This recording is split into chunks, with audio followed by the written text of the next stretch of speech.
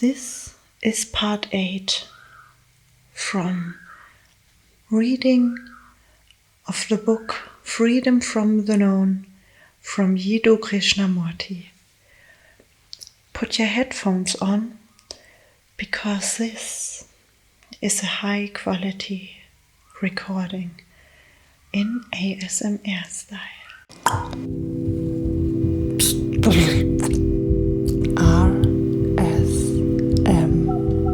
Katz.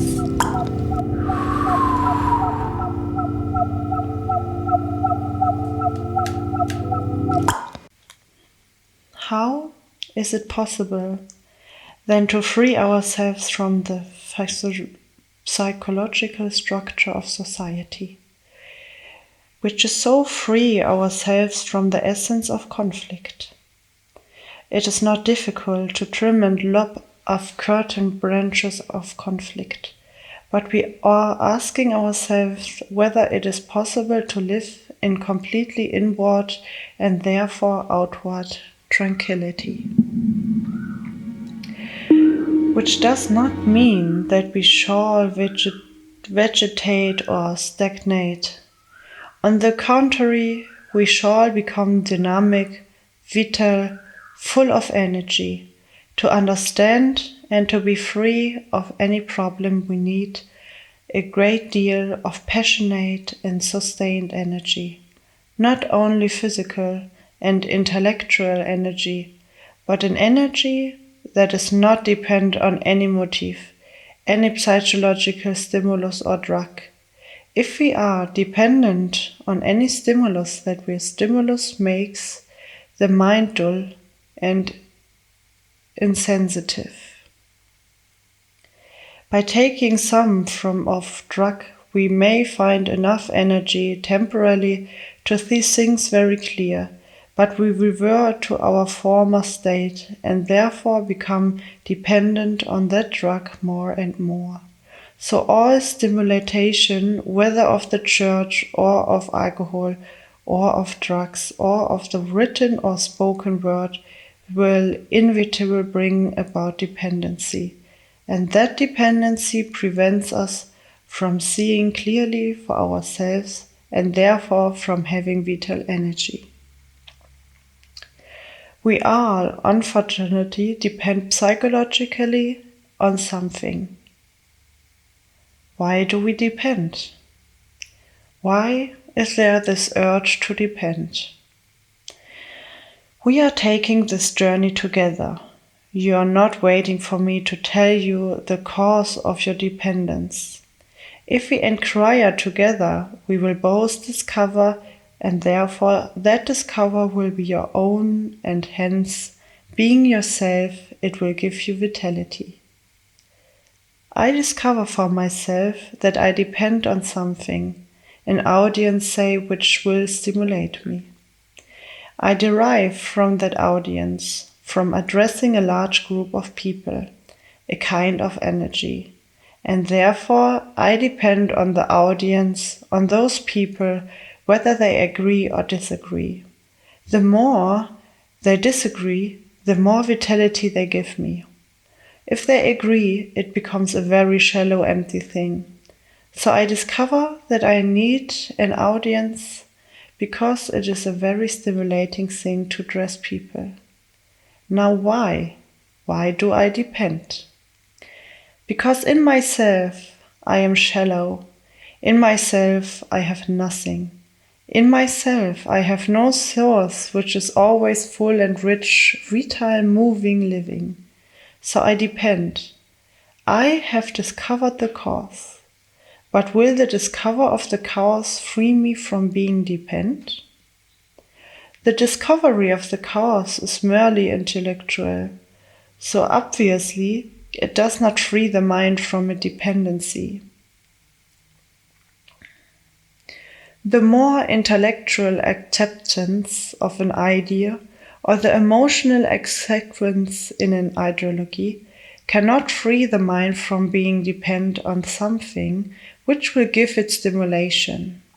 What frees the mind from dependency is seeing the whole structure and nature of stimulation and dependence and how that depends makes the mind stupid, dull, and inactive.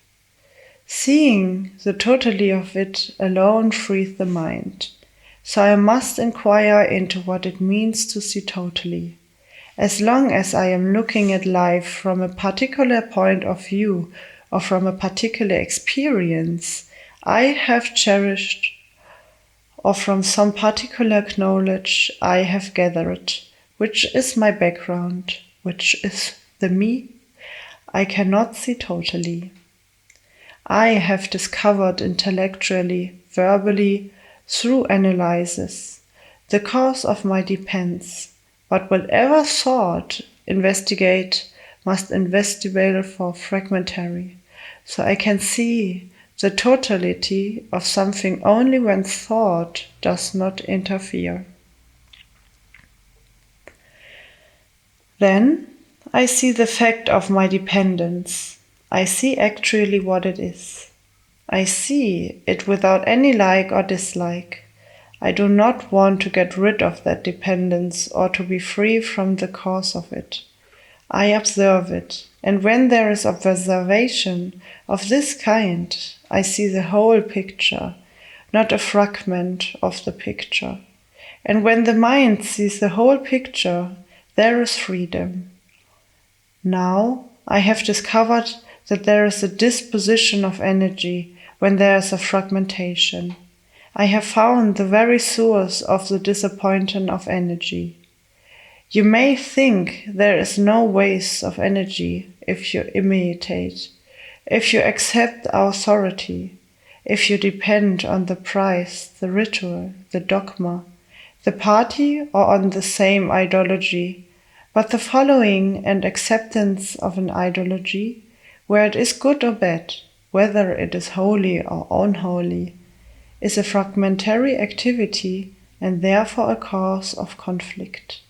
And conflict will inevitably arise so long as there is a divide in between what should be and what is, and any conflict is a disappointing of energy. If you put the question to yourself, how am I to be free from conflict?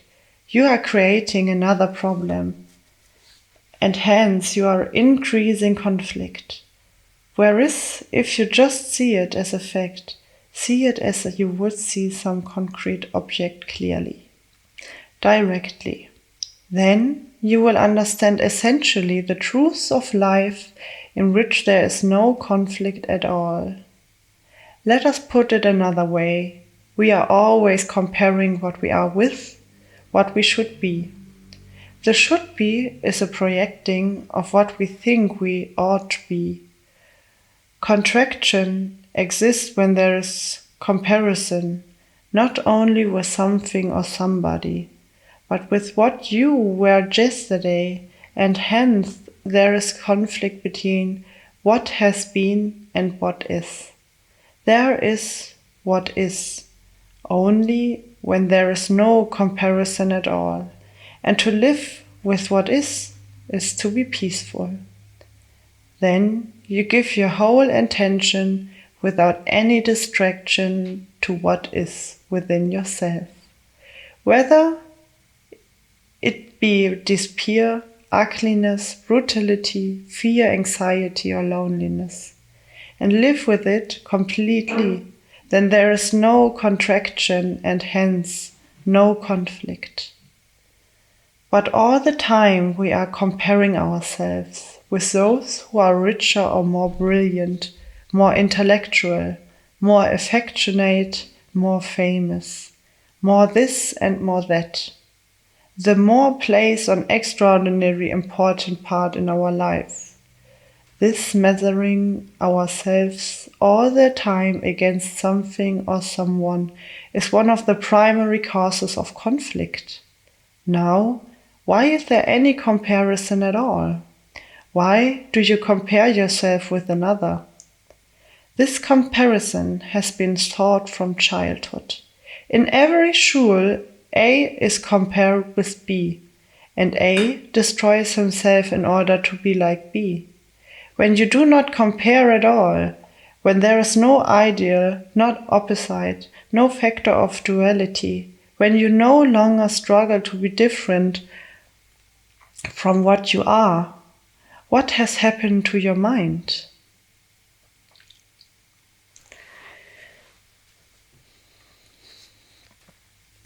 Your mind has ceased to create the opposite and has become highly intelligent, highly sensitive, capable of immense passion, because effort is a disappointment of position, passion which is vital energy. And you cannot do anything without passion. If you do not compare yourself with another, you will be what you are. Through comparison, you hope to evolve, to grow, to become more intelligent, more beautiful. But will you? The fact is, what you are and becoming, you are fragmenting the fact which is waste of energy. To see what you actually are without any comparison gives you tremendous energy to look.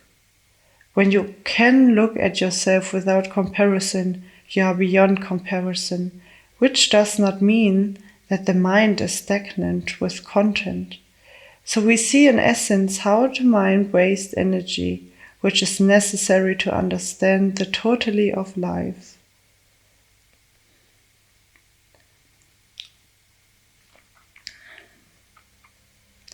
I don't want to know with whom I am in conflict. I don't want to know with the peripheral conflicts of me being. What I want to know is why conflict should exist at all. When I put that question to myself, I see a fundamental issue which has nothing to do with peripheral conflicts and their solutions. I am concerned with the central issue, and I see, perhaps you see also, that their very nature of desire, if not properly understood, most inevitably lead to conflict. Desire is always in contradiction. I desire contradictive things, which does not mean that I must destroy desire, suppress, control, or supplement it. I simply see that desire itself is contradictory. It is not the object of desire, but the very nature of desire which is contradictory. And I have to understand the nature of desire before I can understand the conflict. In ourselves we are in a state of contraction, and that state of contraction is brought about by desire. Desire being the pursuit of pleasure and the avoidance of pain, which we have already been into. So we see desire as the root of all contradiction, wanting something and not wanting it, a dual activity.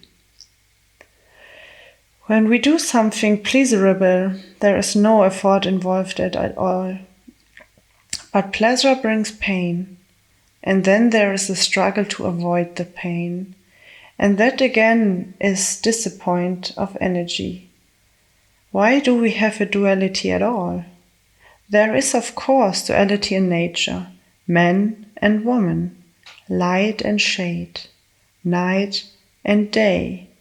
But inwardly, psychologically, we have duality? Please, think this out with me. Don't wait for me to tell you. You have to exercise your own mind to find out. My words are merely a mirror in which to observe yourself. Why do we have this psychological duality? Is it that we have been through up always to compare what is, what would should be? We have been conditioned in what is right and what is wrong, what is good and what is bad, what is moral and what is immoral. Has this duality come into being because we believe that thinking about the opposite of violence, the opposite of envy, of jealousy, of meanness will help us to get rid of those things?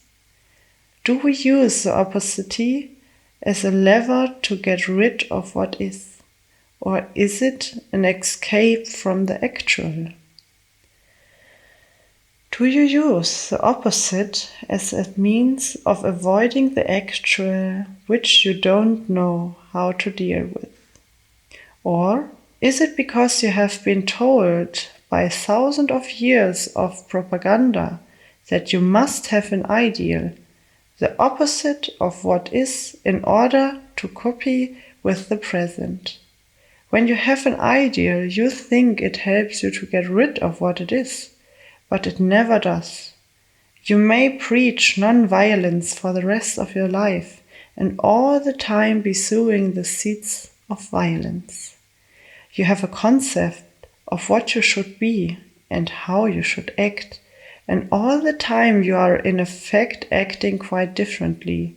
So you see that principles, beliefs, and ideals must inevitably lead to hypocrisy and a dishonest life. It is the idea that creates the opposite to what is.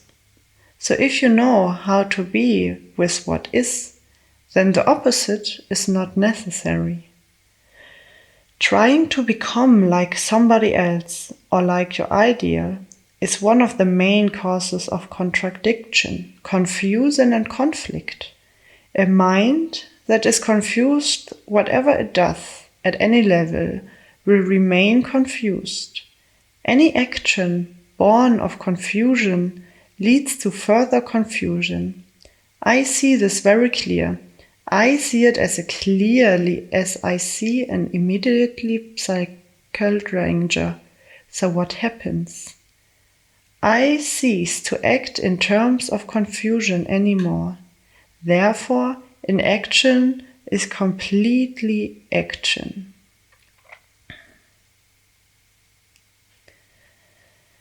Freedom, revolt, solitude, innocence, living with ourselves as we are. None of the agonies of suppression, nor the brutal discipline of conforming to a pattern has led to truth. To come upon truth, the mind must be completely free, without a spot of distorting. But first, let us ask ourselves if we really want to be free. When we talk of freedom, are we talking of complete freedom, or of freedom some inconvenient or unpleasant or undesirable thing? We would like to be free from painful and ugly memories and unhappy exercises, but keep our pleasurable, satisfying ideologies, formulas, and relationships. But to keep the one without the other is impossible, for, as we have seen, pleasure is inseparable from pain. So it is for each one of us to decide whether or not we want to completely free. If we say we do, then we must understand the nature and structure of freedom. Is it freedom when you are free from something, free from pain, free from some kind of anxiety? Or is it freedom itself, something entirely different? You can be free from jealousy, say, but it isn't that freedom a reaction and therefore not freedom at all? You can be free from dogma very easily by analyzing it, by kicking it out. But the motive for the freedom from dogma has its own reaction, because the desire to be free from a dogma may be that it is not longer fashionable or convenient. Or you can be free from nationalism because you believe in internationalism, or because you feel it is longer economically necessary to cling to the silly national dogma with its flag and all that rubbish. You can easily put that away. Or you may react against some spiritual or political leader who has promised you freedom as a result of displaying our revolt. But has such rationalism, such logical conclusion, anything to do with freedom? If you say you are free from something, it is a reaction which will then become another reaction, which will bring about another conformity, another form of domination. In this way, you can have a chain of reactions and accept each reaction as a freedom. But it is not freedom, it is merely a continuity of modified past, which the mind clings to. The youth of today, like all youth, are in revolt against society, and that is a good thing in itself. But revolt is not freedom, because when you revolt, it is a reaction, and that reaction set up its own pattern, and you get caught in that pattern. You think it is something new. It is not. It is the old in a different mold. Any social or political revolt will invariably revert to the good old virtuous mentality. Freedom comes only when you see and act, never through revolt. The seeing is the acting, and such acting is as instantaneous as when you see danger. Then there is no celebration, no discussion or hesitation. The danger itself completes the act, and therefore to see is to act and to be free.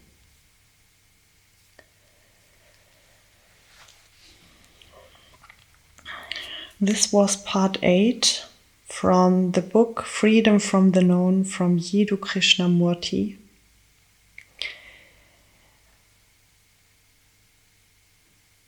In part 8, there was one thing that really keeps in my mind all the time, and this is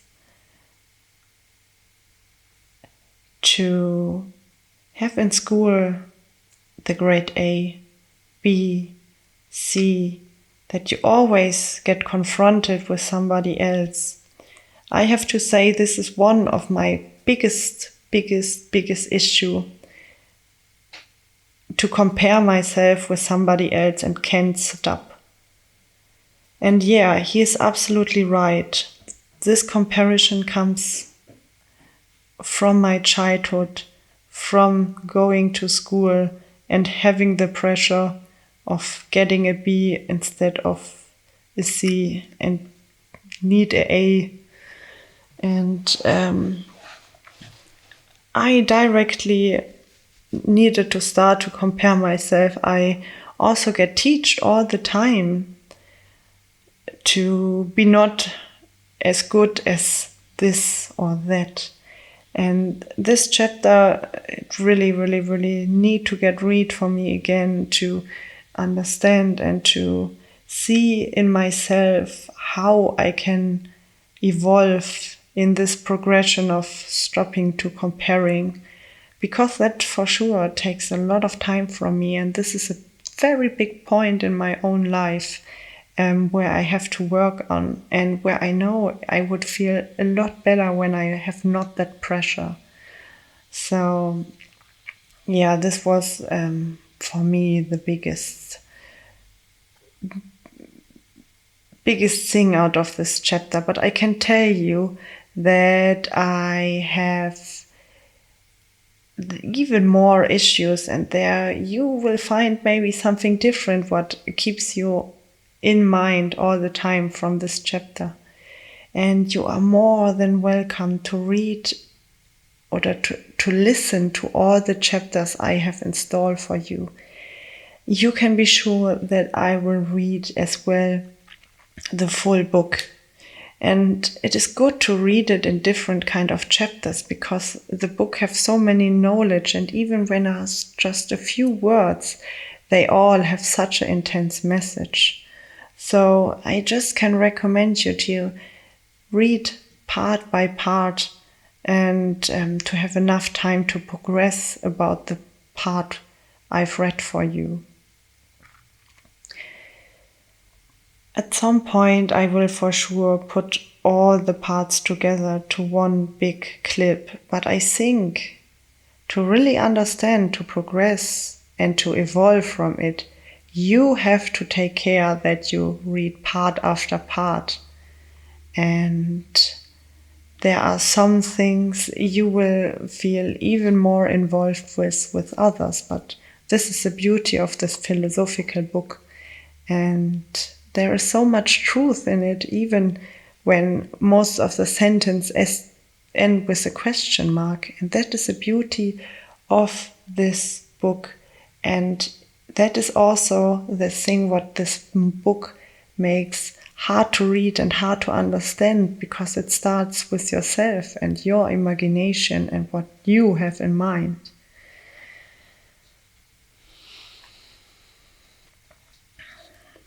My name is ASMR Katz, and I am happy that I have you around. Feel free to follow me, to subscribe and click on the notification bell. Because every Wednesday and Sunday I will upload a new ASMR clip. I am a tattoo girl who really enjoy to take you on the adventure of sound through the experience of ASMR. This is why I have the headphones in my ear, and I can highly recommend you to do it too, because you have a crystal clear sound. And everything what I try to do and to give over the intensity of sound is trigger you or give you tingles and give you different kind of emotions. And that is the beauty of the minimalistic of ASMR, because you need not much to make a big impact.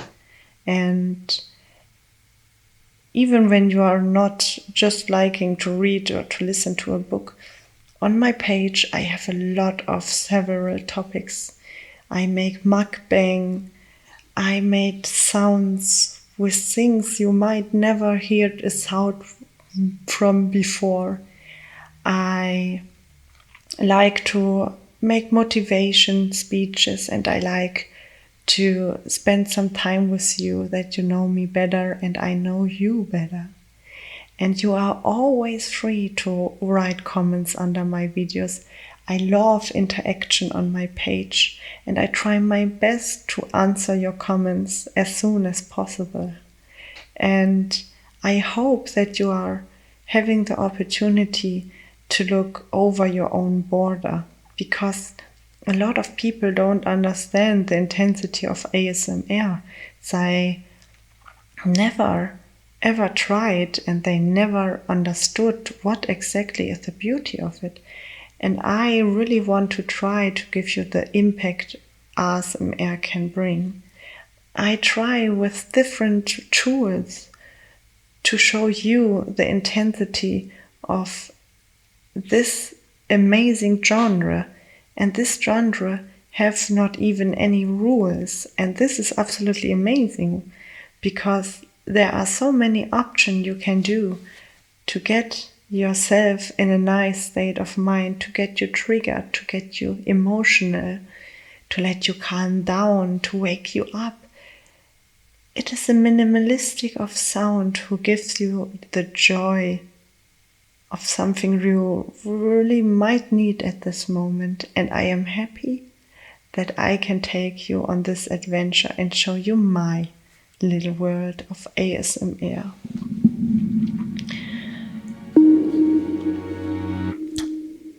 And I would be more than amazed to see you again in some of my other clips here on this page, or when I read the next part of this book, Freedom from the Known, from Jiddu Krishnamurti. Thank you so much for listening, and I hope that I will see you very, very, very, very soon.